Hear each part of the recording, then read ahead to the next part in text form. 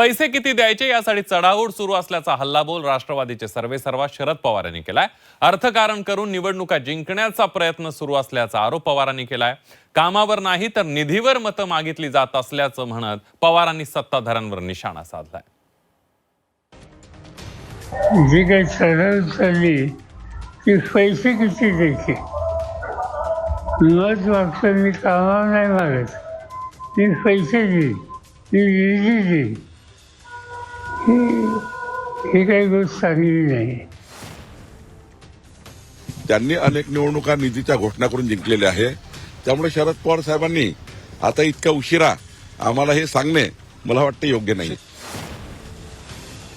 या परिसरातल्या लोकांना माहिती की आम्ही कामावर मतं मागतो, पैशावर मतं मागत नाही।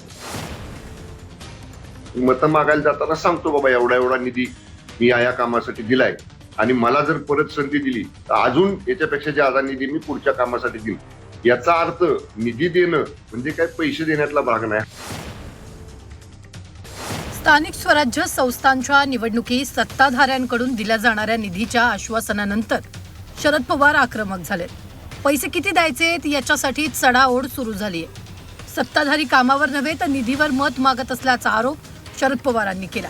त्यांच्या आरोपांनंतर भाजपने देखील शरद पवारांना प्रत्युत्तर दिले।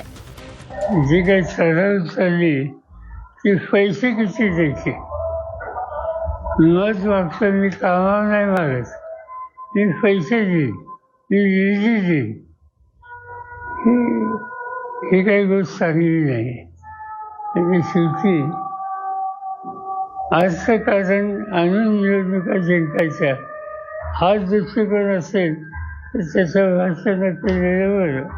शरद पवार साहेबांनी सरकार चालवलं अनेक वर्ष, त्यांनी सरकारमध्ये बसून निधी वाटलेला आहे, त्यांनी अनेक निवडणुका निधीची घोषणा करून लढलेल्या आहे, त्यांनी अनेक निवडणुका निधीच्या घोषणा करून जिंकलेल्या आहे, त्यामुळे शरद पवार साहेबांनी आता इतक्या उशिरा आम्हाला हे सांगणे मला वाटतं योग्य नाही।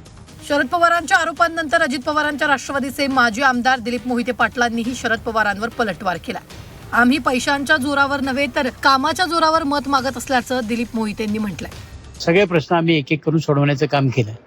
पूर्वी एकता नगरमध्ये एक मजले होते, आता 4-5 मजली बिल्डिंग झाल्या। या सगळ्या सुविधा निर्माण केल्या म्हणून झाल्या। पाणी उपलब्ध करून दिलं, ड्रेनेज उपलब्ध करून दिलं, रस्ते उपलब्ध करून दिलं आणि भविष्यामध्ये सुद्धा, कारण आपल्याला माहिती कुठल्या गेल्या रस्त्याचं आयुष्य 3 वर्षाचं असतं। आता आम्ही काँक्रीटचे रस्ते करणार, जर डांबरी केली तर काँक्रीटचे करणार आहोत। आणि म्हणून या परिसरातल्या लोकांना माहिती की आम्ही कामावर मतं मागतो, पैशावर मतं मागत नाही। शिवसेनेचे आमदार शंभूराज देसाईंनी देखील शरद पवारांच्या वक्तव्यावर प्रतिक्रिया दिली आहे। विकास कामांसाठी निधी येईल, निवडणुकीत उमेदवार आश्वासन देतो, त्यात काही चुकीचं नसल्याचं शंभूराज देसाईंनी म्हटलंय। अर्थकारण म्हणजे विकासाच्या कामासाठीचा निधी येतो। त्याच्या बाबतीत आता आदरणीय पवार साहेब दिग्गज नेते आहेत, ज्येष्ठ नेते आहेत राज्याचे, देशाचे।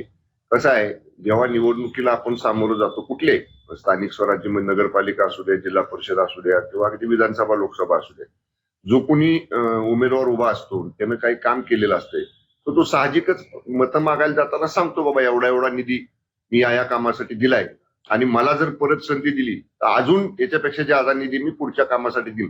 याचा अर्थ निधी देणं म्हणजे काय पैसे देण्यातला भाग नाही। राज्यात निवडणुकीची रणधुमाळी सुरू आहे, मात्र या रणधुमाळीत आरोप प्रत्यारोपांचा सामना देखील पाहायला मिळतोय।